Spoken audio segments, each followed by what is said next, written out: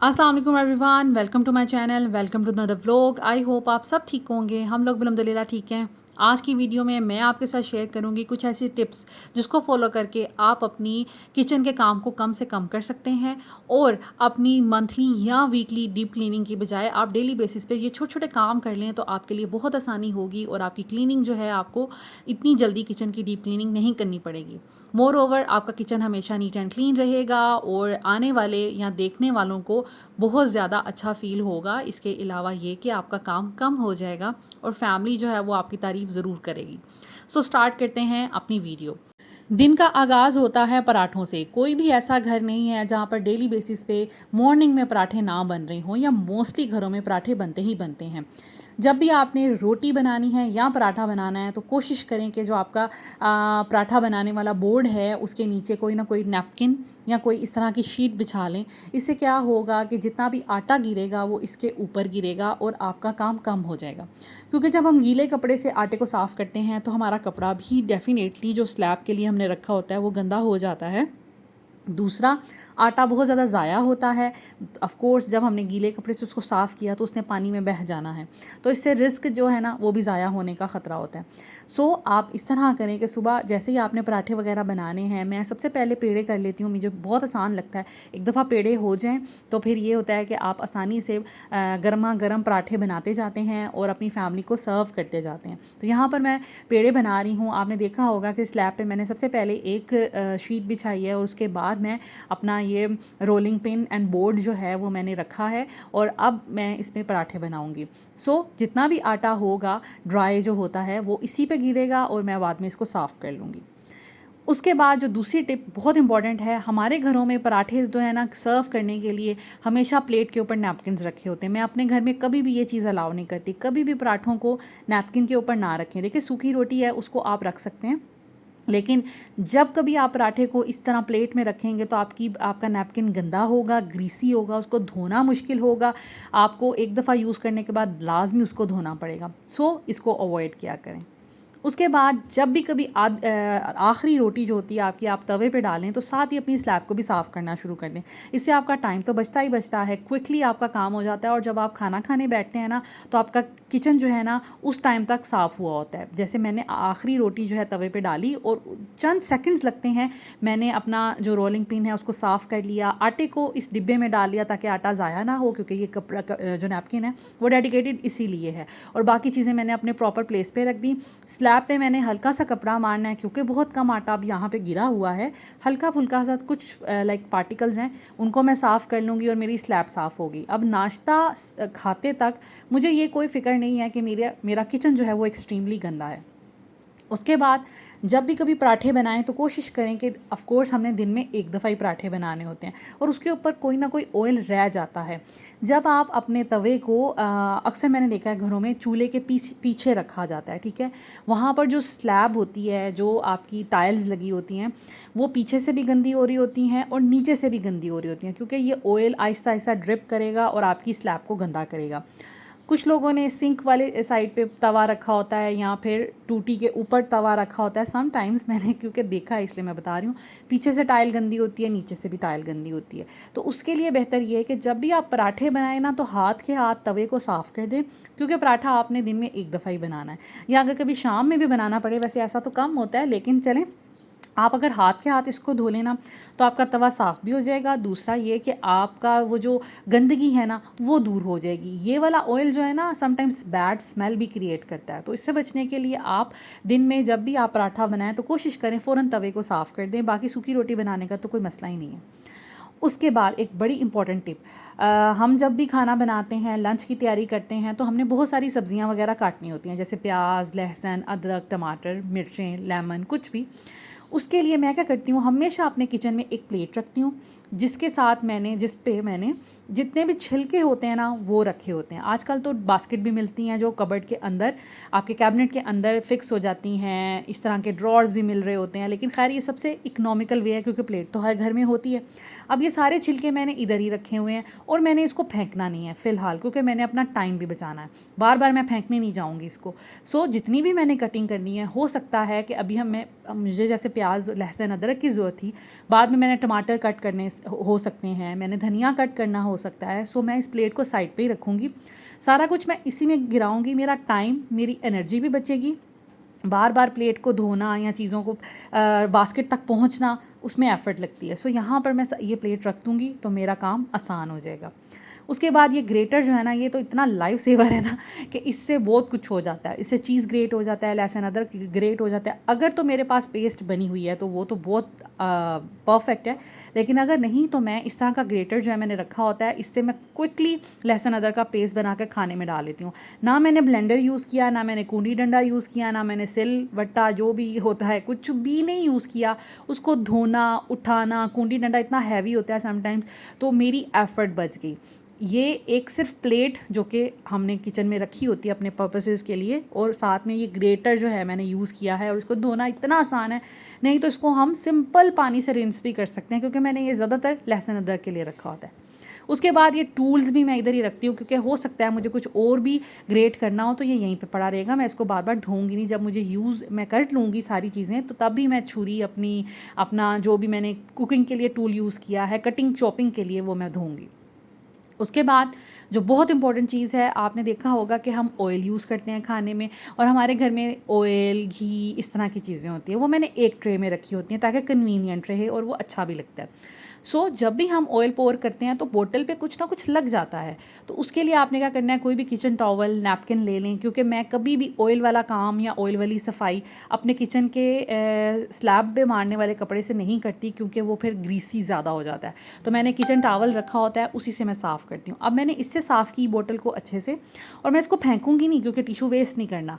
हमने इसको एक साइड पे रख देना है, सो दैट जब मैं नेक्स्ट टाइम ऑयल यूज़ करूँगी यही टिशू से साफ़ करूँगी। जब बहुत गंदा हो जाएगा फिर इसको फेंकूँगी।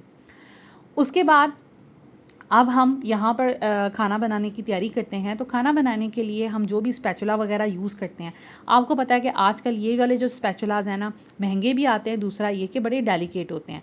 अक्सर आपने देखा होगा स्पैचुलाज जल जाते हैं, वो इसलिए क्योंकि आप इनको बहुत टाइम के लिए अपनी कढ़ाई, अपने फ्राइंग पैन में छोड़ देते हैं।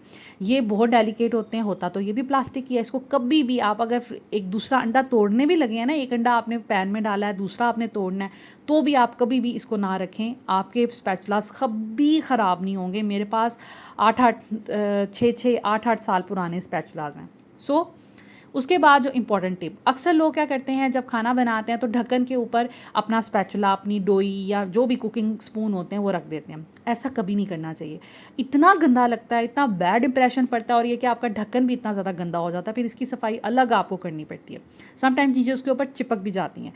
सो उसके लिए आप इस तरह के स्पून रेस्ट लेके रख सकते हैं। स्टेनलेस स्टील में भी आता है, प्लास्टिक में भी आता है, सिरेमिक में भी आता है। ये मैंने दराज से लिया था, और सिरेमिक वाला मैंने टीमू से मंगवाया था। ये तकरीबन मुझे 1200 का पड़ा था। जो दराज वाला है वो 150-200 का आया था।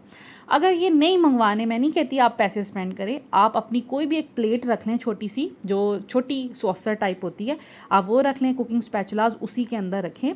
जब आपकी कुकिंग ख़त्म हो जाए तो उसको धोकर आप वापस रख दें। तो ज़रूरी नहीं है कि आपने पैसों से ये चीज़ें आप कर सकते हैं। सिलिका जो होता है ना, वो आप बग़ैर पैसों के भी दिखा सकते हैं। और मज़े की बात तो तभी होती है कि जब आप कम रिसोर्सेज में ज़्यादा अपने आप को अच्छा बनाएं। आप ये दोनों यूज़ कर सकते हैं, या प्लेट का इस्तेमाल भी कर सकते हैं। अब मैं खाना बना रही हूँ तो मैंने इसी में से अच्छे से जो भी मेरा स्पून यूज़ होता है मैं इसी में रख देती हूँ। फिर ये कि मेरा ढक्कन वगैरह गंदा नहीं होता, और ये सिलिकामंद भी चीज़ लगती है। अभी मैंने अपना कटिंग बोर्ड जो है वो नहीं रखा था, क्योंकि मुझे, आपको पता है कि अभी टमाटर भी काटने थे, और भी चीज़ें हो सकती हैं, धनिया, पुदीना, वटएवर कुछ भी। हम अपना कटिंग बोर्ड एंड नाइफ़ वगैरह अभी मैं नहीं रखूँगी। जब हो जाएगा ये काम फिर रखूँगी। उसके बाद अब जैसे आजकल गर्मियाँ आ गई हैं, बर्फ़ का तो हर घर में शॉर्टेज हुई होती है। उसके लिए एक टिप मेरे पास ये है कि जैसे ही आपके फ्रिज में बर्फ़ ख़त्म हो, आपने बनाई है या सुबह उठे हैं, रात में आपने सारे कोले और सारे क्यूब्स जो आइस ट्रेज होती हैं वो आपने सारी फिल करके रखी हैं। सुबह होते तक वो सारी जम चुकी होती हैं। उनको एक शॉपर में डाल के रख दें, आपके पास ये सेव हो जाएंगी, और नए से सिरे से अपनी ट्रेस को आप भर कर रख दें। इससे क्या होगा, आपके पास हमेशा बर्फ़ का स्टॉक रहेगा, कभी भी बर्फ़ घर में से ख़त्म नहीं होगी। उसके बाद बहुत इंपॉर्टेंट चीज़ जो हम इस तरह करते हैं कि ये जो स्लैब हमारी होती है ना, सम टाइम हम इस पे अपनी देगचियाँ, अपने पैन्स, अपने तवे जब उनको मान रहे होते हैं तो फिर ये यहाँ पर ना लाइंस पड़ जाती हैं और आपका जो स्लैब है ना वो ख़राब हो जाती है।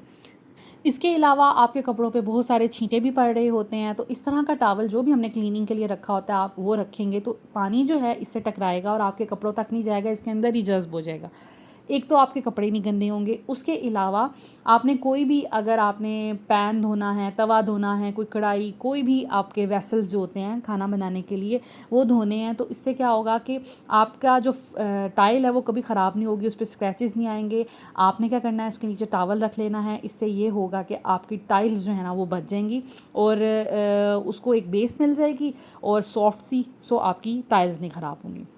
उसके बाद बहुत इंपॉर्टेंट, अक्सर मैंने देखा है कि अक्सर लोग ना बर्तन धोते हुए ये साबुन को बहुत गंदा कर देते हैं, इसके अंदर पत्ती चली जाती है, कोई ना कोई फूड पार्टिकल चला जाता है।